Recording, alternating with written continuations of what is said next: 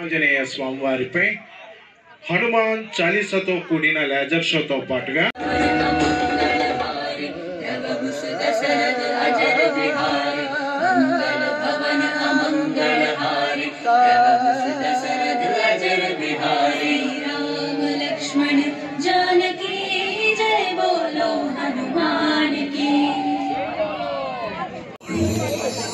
మనసులో తలచిన వెంటనే గుండెల నిండా ధైర్యాన్ని నింపగలిగే మహాయోధుడు, అభయహస్తంతో ఎల్లవేళలా మనల్ని కాపాడే ఆ పవనపుత్రుడిని ఇప్పుడు మనసారా స్తుతించుకుంటూ శ్రీ పంచముఖ ఆంజనేయ స్వామిగా అవతారమెత్తిన కథ దృశ్య రూపంలో తిలకిద్దాం రండి. ప్రసన్నాంజనేయం ప్రభాదిత్యకాయం ప్రకీర్తిప్రదాయం భజే భజే వానగాత్రం భజే రూపం భజే అది రామాయణ మహాయుద్ధం భీకరంగా సాగుతోన్న తరుణం. శ్రీరామచంద్రుని సారథ్యంలో వానర సైన్యంతో విజృంభిస్తూ లక్ష్మణస్వామి తనతో పోరాటం చేస్తున్న రావణుడి కుమారుడు ఇంద్రజిత్ తలని బాణంతో ఒక్క వేటుతో వేరు చేశాడు. ఇంద్రజిత్ మరణ వార్త విన్న రావణుడు ఆవేశంతో ఊగిపోయాడు. ప్రతీకారం కోసం పాతాళ లోకాధిపతి తన సోదరుడు అయినటువంటి మహిరావణుడి సహకారం కోరాడు.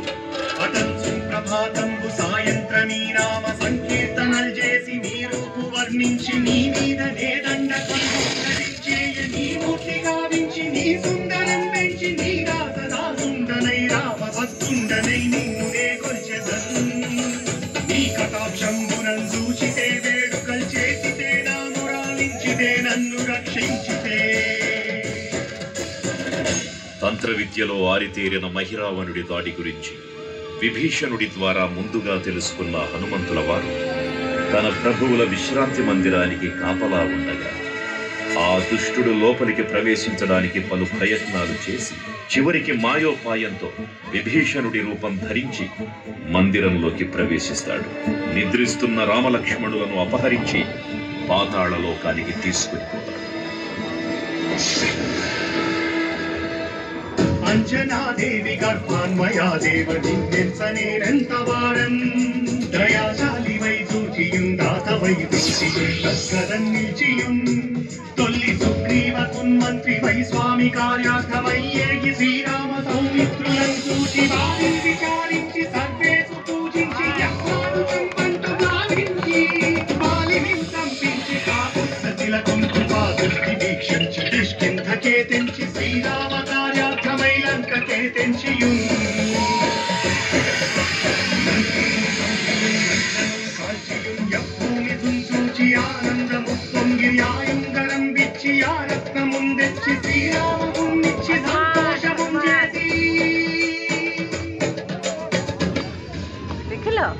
తన ప్రభువులను కాపాడుకోవడానికి వాయువేగంలో పాతాళ లోకానికి చేరుకున్న ఆంజనేయ స్వామికి సగం మొసలి సగం వానర రూపంలో ఉన్న వింత జీవి ముఖద్వారం వద్ద కాపలా కాస్తూ కనిపిస్తుంది.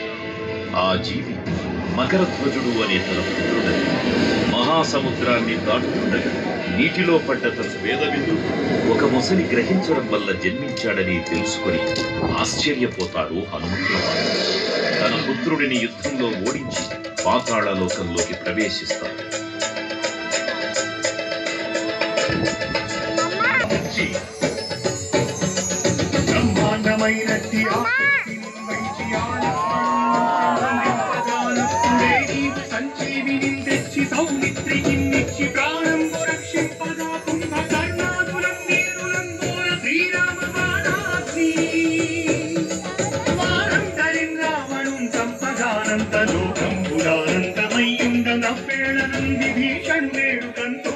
వచ్చి పట్టాభిషేకము చేయించి సీతామహాదేవిని తెచ్చి శ్రీరామునిచ్చి అంతన్న అయోధ్యాపురించొచ్చి పట్టాభిషేకము సంరంభమయ్యున్నా.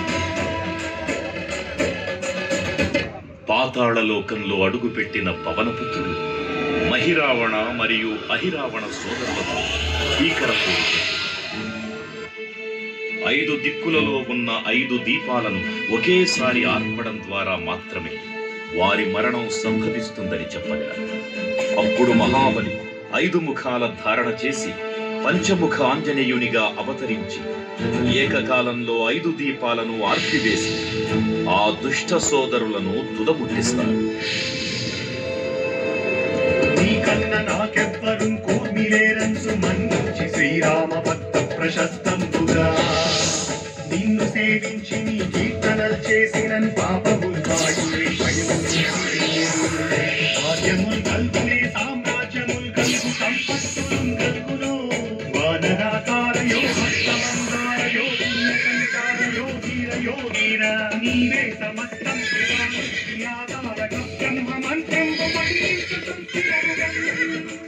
వజ్రదేహం పురుదాశ శ్రీరామ శ్రీరామయంచున్ మనస్తూతమైన ఎప్పుడు తప్పకన్ తనదు రాజిహ్వయందుంది నీ దీర్ఘదేహము త్రైలోక్య సంచారివై రామనామాన్ని సంచారివై బ్రహ్మదేశము సందౌతనీశ్వర కల్లోల వీర హనుమంత ఓంకార శబ్దం బులన్ భూత ప్రేతం బులన్ పెంతి సాశం బులన్ శాకిని జాతి విద్యాబులన్ కాలి దెయ్యం బులన్ నీరు వారంబులన్ దుట్టి నేరంబడం బట్టి నీ ముష్టి కాతంబులన్ ఆగుదండంబులన్ ధోమఖండంబులన్ తుల్చి కాలాభిరుతుండవై నీవు బ్రహ్మమైన నీ యజ్ఞనేదంబులను చూచి నమస్తే నమో వాయుపుత్ర నమస్తే నమః. తూర్పు దిక్కున చూసే శ్రీ హనుమాన్ ముఖం సర్వ పాపాలను హరించేదిగా, దక్షిణ దిక్కున చూసే శ్రీ నరసింహుని ముఖం శత్రుభయాన్ని పోగొట్టి విజయం చేకూర్చేదిగా, పశ్చిమ దిక్కుని చూసే శ్రీ గరుడ ముఖం భూత ప్రేత తాంత్రిక భయాలను పోగొట్టేదిగా, ఉత్తర దిక్కు వైపు చూసే శ్రీ వరాహ ముఖం గ్రహదోషాలను హరింపజేసి అష్టైశ్వర్యాలను అందించేదిగా, ఆకాశం వైపు చూసే శ్రీ హయగ్రీవ ముఖం విజ్ఞానాన్ని, విజయాన్ని, ఉత్తమ జీవిత భాగస్వామిని అందించేదిగా పురాణాలు చెబుతున్నాయి. కావున భక్తులారా, అన్ని విధాలుగా మనలను ఆదుకునే శ్రీ ఆంజనేయ స్వామిని మనసారా స్మరించుకుని ధరించండి. శ్రీ శ్రీ శ్రీ మహావీర బజరంగ బలికి జై.